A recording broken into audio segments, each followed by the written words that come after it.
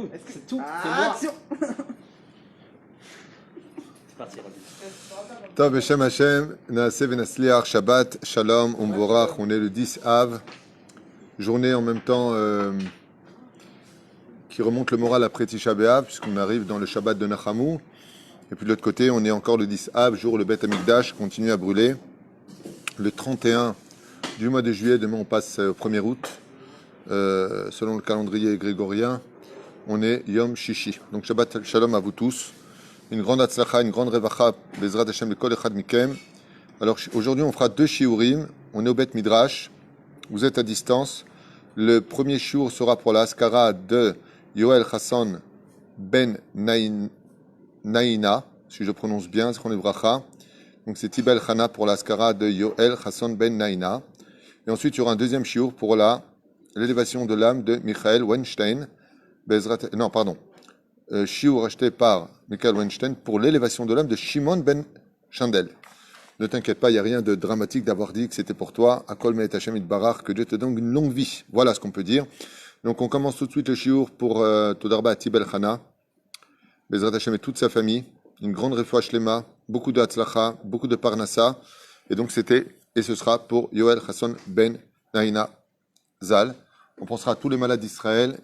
Et Leinu Nishmat Kol Mete Israël Bezrat Hashem. 2 shiurim ce matin.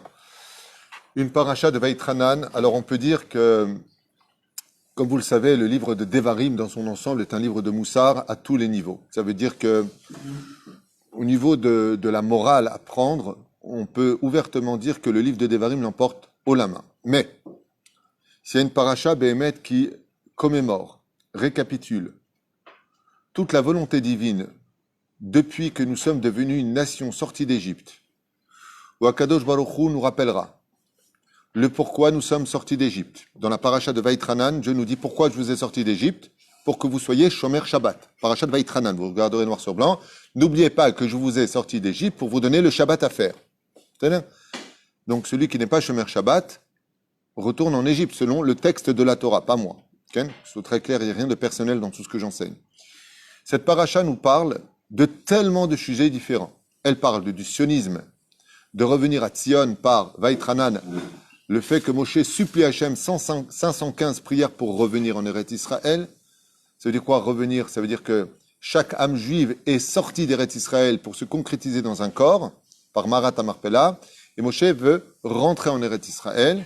Elle nous parle des mitzvot de la Torah que Dieu nous a données, puisqu'il y a les 613 mitzvot de la Torah dedans, donné par les 10 commandements une fois de plus, on l'a vu dans la paracha de Yétro, dans le livre de Shemot, dans la paracha de Vaitranan, une fois de plus, on nous parle des 10 commandements avec des changements, on nous parle de Shema Israël ve'avta et Hashem, on nous parle de la Tzedaka, on nous parle de l'importance de ne pas oublier les mitzvot d'Hachem. Dieu nous supplie de ne pas oublier les mitzvot d'Hachem, des mitzvot qui interviennent au début et à la fin de cette paracha, comme l'interdiction formelle dans la paracha de Vaitranan de se marier avec des non-juifs, formellement interdit, l'otitraten bam, surtout fais attention, de peur que ta descendance ne s'efface, car en se mariant avec des non-juifs, le peuple d'Israël tue sa descendance, tue sa destinée, automatiquement, c'est marqué dans la paracha, afin que je n'efface pas ton nom, d'où l'importance de ne pas être marié avec des non-juifs, non pas parce qu'on ne les aime pas, non pas parce qu'on est mieux qu'eux ou moins qu'eux, mais tout simplement parce que chacun doit rester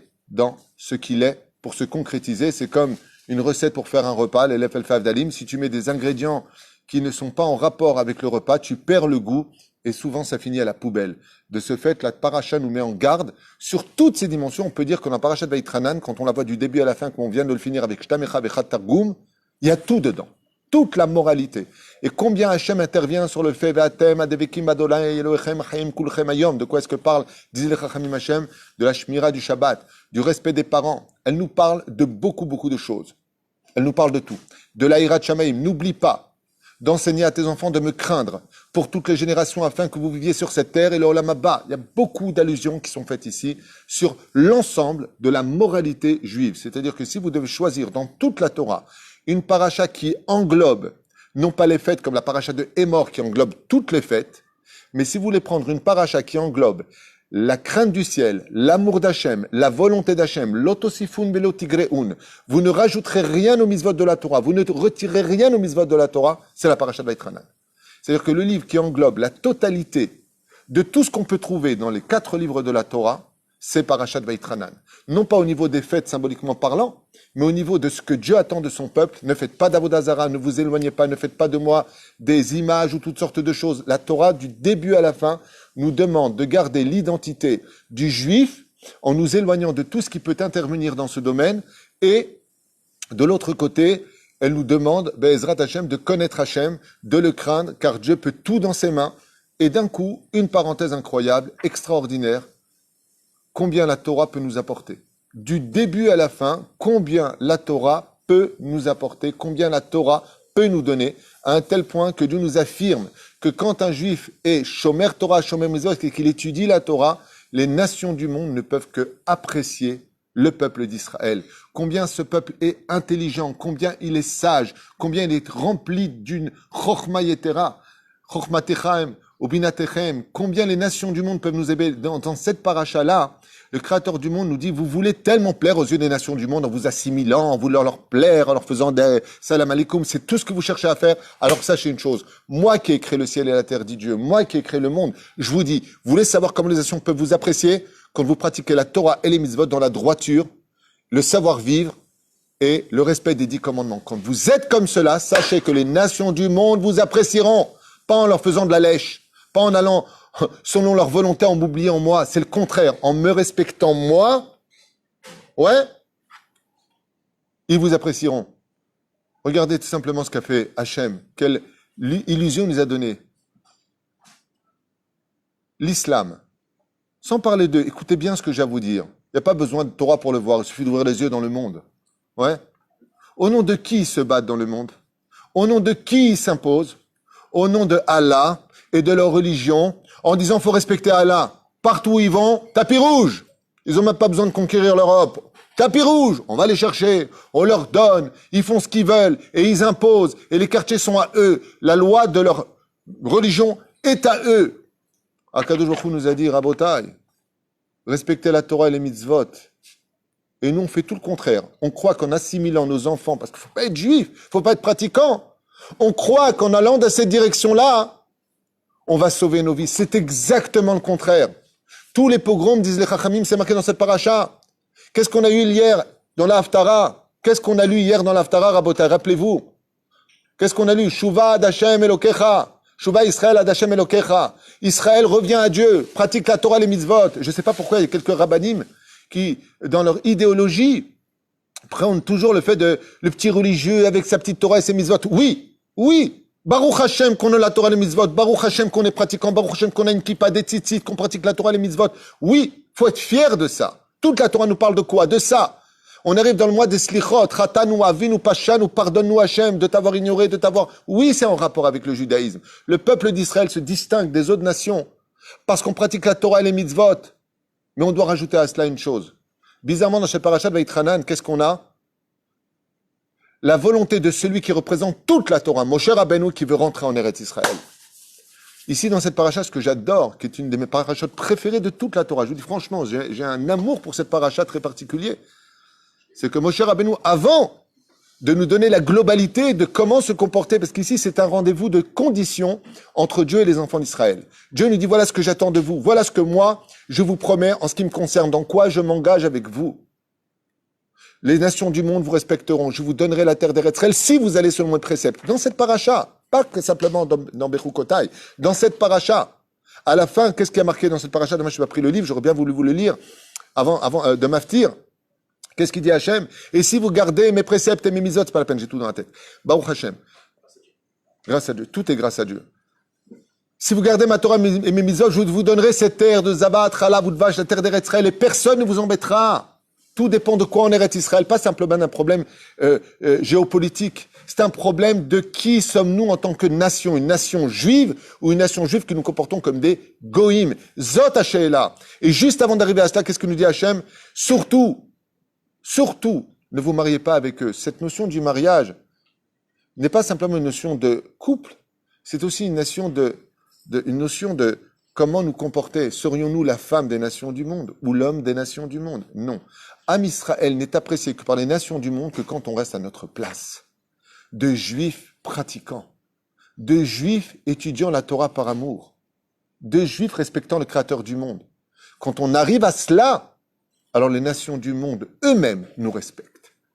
Quand le peuple d'Israël viendra avec une kippa sur la tête dire aux nations du monde, nous sommes juifs, nous avons un Dieu, nous aimons la Torah et les mitzvot, regardez ce qui se passera. Si on prend les événements de la vie, à l'époque de Ben Gourion, quand en 1947, exactement, le 29 octobre, et que les nations du monde, le 29 octobre, Ken, les nations du monde ont voulu, oui ou non, décréter l'indépendance d'Israël, Ben Gourion est venu avec la Bible dans les mains. Il a dit, c'est au nom de la Torah que nous demandons légitimité sur la terre d'Israël. Qaut Rabbi, les nations du monde, majoritairement, ont voté pour.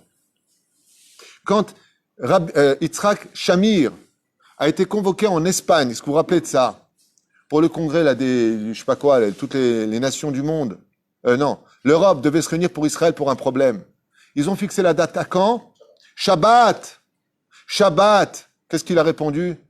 Il a dit, même si moi je ne suis pas très religieux, je suis le premier ministre d'Israël. Je représente Israël. Shabbat oblige. En venant le Shabbat, je montre que tout Israël est Mehalel Shabbat. Vous savez ce qu'ont fait les nations du monde? Ils ont repoussé ça au dimanche. Bill Gates, vous avez entendu parler de lui. Il a voulu acheter un programme informatique. Ils ont invité pour cela, j'ai oublié son nom, c'est pas important, juste à retenir ce qui s'est passé. Hein? Retenir l'idée. Merci Antiope. Bill Gates est une des plus grosses fortunes du monde et que Dieu lui laisse. Baruch Hashem. Dieu, il sait ce qu'il fait, il sait pourquoi lui, il a pas. C'est des comptes. Écoutez bien. Il y a un homme dont le nom m'échappe, qui est très connu, vous retrouverez ça certainement sur Internet pour ceux qui regardent, et il lui demande de participer à une conférence en son honneur à lui pour faire part de ses connaissances. La conférence a lieu Shabbat. Ce juif-là est Shomer Shabbat. Bill Gates lui propose pour la conférence $100,000. Il refuse. Il croit que c'est une question de prix. $200,000. Il refuse. $300,000 pour une conférence. Qui me dirait, on va s'arranger. Dieu regarde, je vais y aller. Je vais prendre l'hôtel juste à côté. Je vais y aller à pied. Je vais leur crier. Je vais pas prendre le micro. Je vais essayer de m'arranger. $300,000. Dieu, sinon, on peut pas s'arranger un petit peu. Il a répondu, désolé. C'est Shabbat. Je ne viendrai pas. Bill Gates avait fait venir plus de 300 physiciens, 300 hommes de high-tech pour écouter sa conférence. Bassoff, ils ont repoussé ça quand? Au dimanche. Il était impossible de faire cette réunion sans lui. Quand la réunion a eu lieu, le lendemain, Bill Gates prend son jet privé, il s'en va, et il dit à son secrétaire, tu vois, je peux tout acheter sur Terre. J'ai les moyens de m'acheter n'importe qui, n'importe que, n'importe quoi. N'importe quoi. Mais j'ai découvert qu'il y a une chose que je ne peux pas acheter. Le Shabbat des Juifs. Lui, il est resté sur ses convictions, c'est Shabbat. Lui, il est resté sur Dieu m'a demandé. Qui a les clés de tout dans ce monde? La réussite, la parnassa, la santé. Qui? C'est Dieu. Il a dit, moi je suis avec Dieu. Les nations du monde, qu'est-ce qu'ils ont dit? Ça a été repoussé au lendemain. Bill Gates, qu'est-ce qu'il a sorti? Il a dit, je peux tout me payer sur terre, sauf le Shabbat des Juifs. Quel kiddush Hashem. C'est exactement ce que nous dit ici la Torah. Notre Torah, Kedosha Vateora, elle nous met en garde sur la valeur des choses. Ata Yehudi, je t'ai donné ce qu'il y a de mieux au monde. Tu veux que les nations te respectent? Respecte-moi. Car au fond des nations du monde, j'ai mis dans leur cœur que quand les Juifs me respectent, ils soient remplis d'admiration pour nous. Et on l'a vu. Combien ont été voir le rabbi de Lubavitch, non juif? Combien ont envoyé des lettres et des missives qu'on a retrouvées chez Rabbi Moshe Deri, mon rave? Le rave de notre famille. Combien lui ont écrit? Combien ont écrit au Rav Shteyman? Combien ont appelé le Rav Ovadia Yosef? Combien des pays, même d'Afrique, interdisaient à l'époque au Premier ministre de venir, je crois que c'était le Congo, si je me rappelle bien, qu'il était interdit de venir sans le Rav Manitou, Ashkenazi Manitou. S'il n'est pas avec vous, je ne veux pas que vous veniez. Combien le roi Louis XVI faisait appel au Chida Kadosh, comme ça c'est marqué dans sa biographie. Les nations du monde savent qui nous sommes. Nous, on ne le sait pas. Le Pérouche Adavar, que cette paracha extraordinaire nous présente sur un plateau en or les 10 commandements. Et elle nous dit, regardez ce que je vous offre. Afin que les jours de ta vie se prolongent sur terre. Je t'ai donné la potion magique, je t'ai donné le druide, vous avez des rabbanim. Je vous ai donné une potion magique, c'est la Torah. Vous gagnerez contre tous vos ennemis si seulement vous me faisiez confiance, dit Hachem. Si seulement vous reveniez vers moi. Si seulement vous m'aimiez. Si seulement vous me le prouviez en écoutant mes conseils. On a tout essayé sur terre. On a essayé d'être Iloni, ça nous a servi à quoi? Qu'est-ce qui nous reste? Rien. On a essayé de s'assimiler, même eux ils veulent pas de nous. Qu'est-ce que tu fais dans nos boîtes de nuit? On a essayé tous les moyens du monde entier.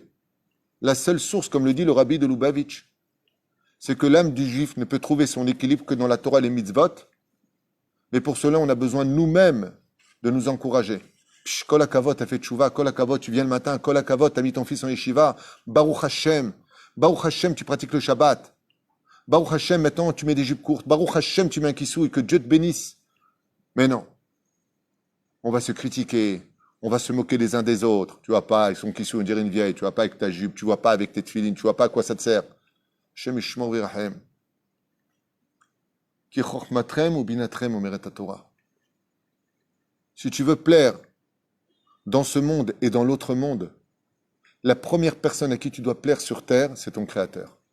Et si tu fais les choses pour lui comme lui te le demande, alors tu verras les choses s'ouvrir devant toi à l'échelle nationale.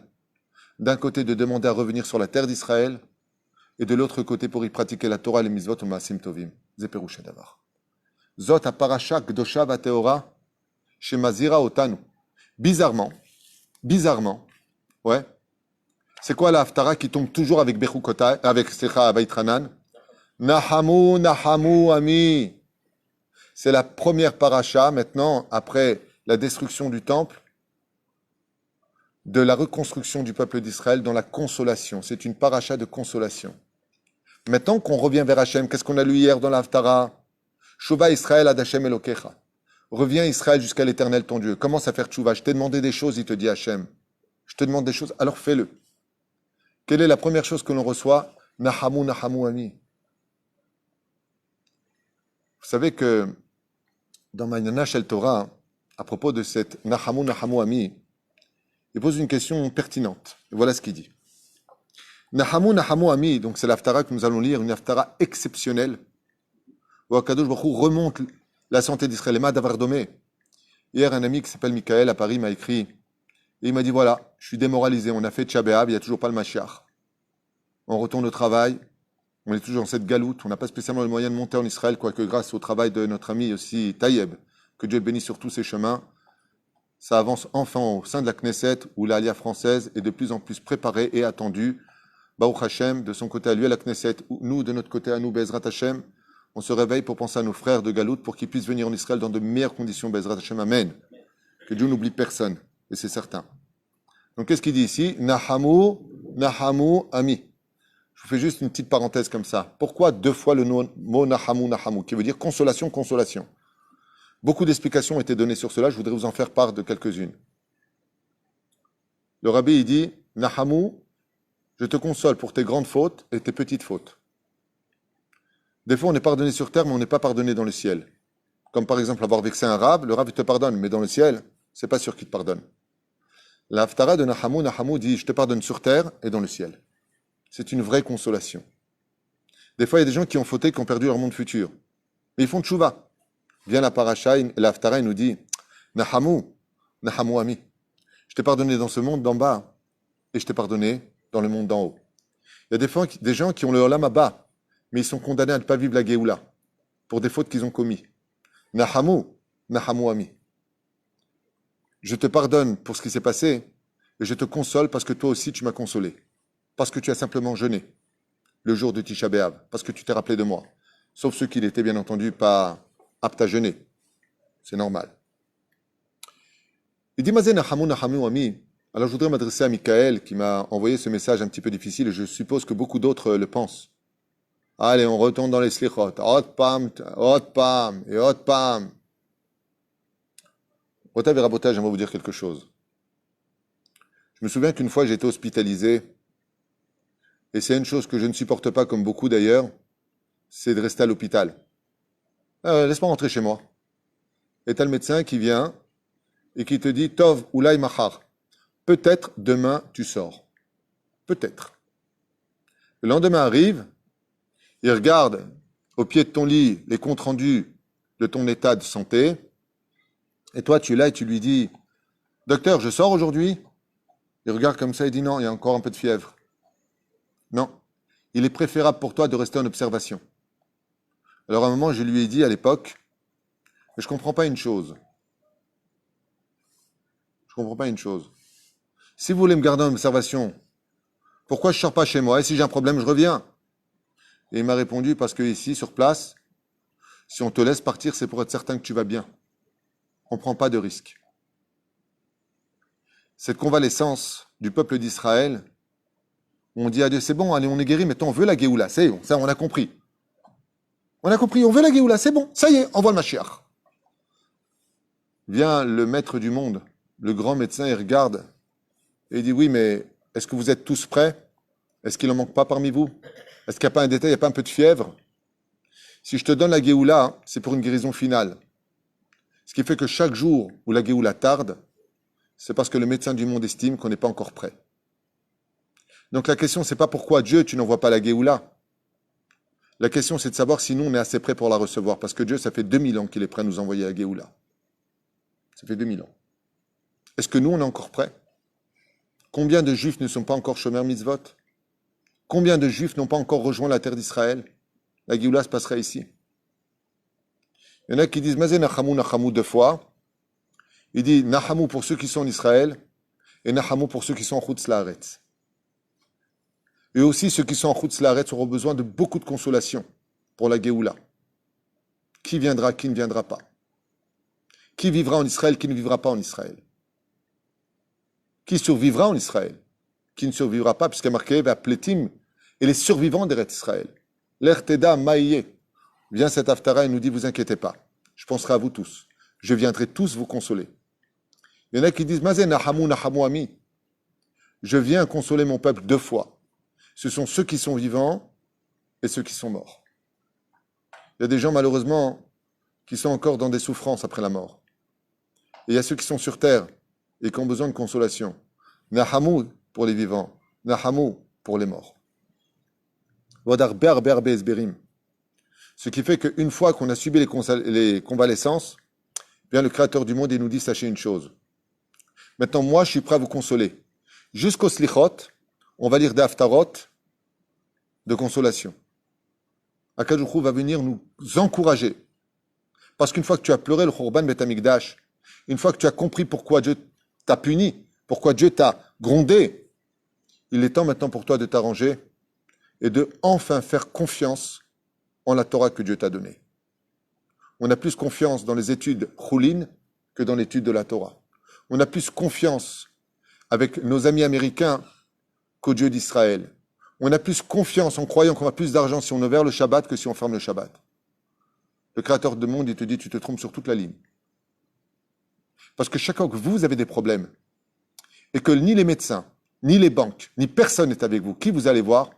Les Gdoléador, les grands d'Israël. Pourquoi vous allez les voir?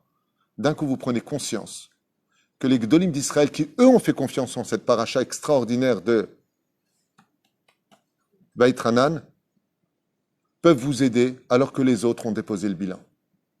Seule la Torah nous sauvera. Seuls les conseils d'Hachem vaillent le coup. On ne te demande ni de rajouter ni de retirer quoi que ce soit sur ce que Dieu t'a donné. Juste d'écouter ce qu'il a à te dire pour un meilleur avenir au sein de ta famille, de ton peuple et de ta nation, c'est-à-dire de ta terre. Le vrai Eretz Israël ne s'est pas encore dévoilé. Parce que malheureusement, on roule encore un peu le Shabbat. Pas tout le peuple a compris le message. Et quand on n'y arrive pas, et que le berger veut réunir ses moutons, et que les moutons se dispersent, pensant que le berger peut toujours siffler, qu'est-ce qu'il fait le berger? Quand il siffle et que personne ne vient, qu'est-ce qu'il fait? Il envoie les chiens, il envoie les épreuves, il envoie les ennemis, il envoie l'antisémitisme. Et ce qu'il y a de terrible, comme j'ai pu le constater pendant Tisha B'Av en regardant quelques documentaires sur la Deuxième Guerre mondiale, c'est que les mêmes signes d'avant-guerre sont les mêmes qu'aujourd'hui, identiques, avec les mêmes caricatures, avec les mêmes mensonges, avec la même haine. Tout se répète, comme je l'expliquais hier. Donc c'est vrai que je n'ai pas parlé des psukim de cette paracha, et pour ce premier shiur d'aujourd'hui, je voulais simplement vous rappeler que cette paracha, lisez-la en français pour les Français si vous ne la comprenez pas en hébreu, parce qu'elle est extraordinaire. Mais lisez-la avec votre cœur. Lisez cette paracha avec votre cœur. Comprenez-la comme vous voulez, parce qu'on peut dire que cette paracha-là, on ne peut pas la comprendre autrement que le message aussi clair que Dieu nous a donné. Dieu nous demande de lui faire confiance, de ne pas le trahir, de nous éloigner de ce qu'il faut nous éloigner, de nous rapprocher de ce qu'il faut nous approcher. C'est juste à nous, maintenant, de jouer. Shniske Bezrat Hashem, lilmod ulelamed lishmor velasot, uelkayem et kol divrei toratecha be'ahava ube'yirah. Ce shiur était pour l'élévation de l'âme, Bezrat Hashem, de Yoel Hassan Ben Naina, Zichron Bracha, Shayom Yom Pkudato. On se revoit dans un instant pour un shiur sur justement les 10 commandements, une misva précise. Kol Touv, et à tout de suite dans 5 minutes.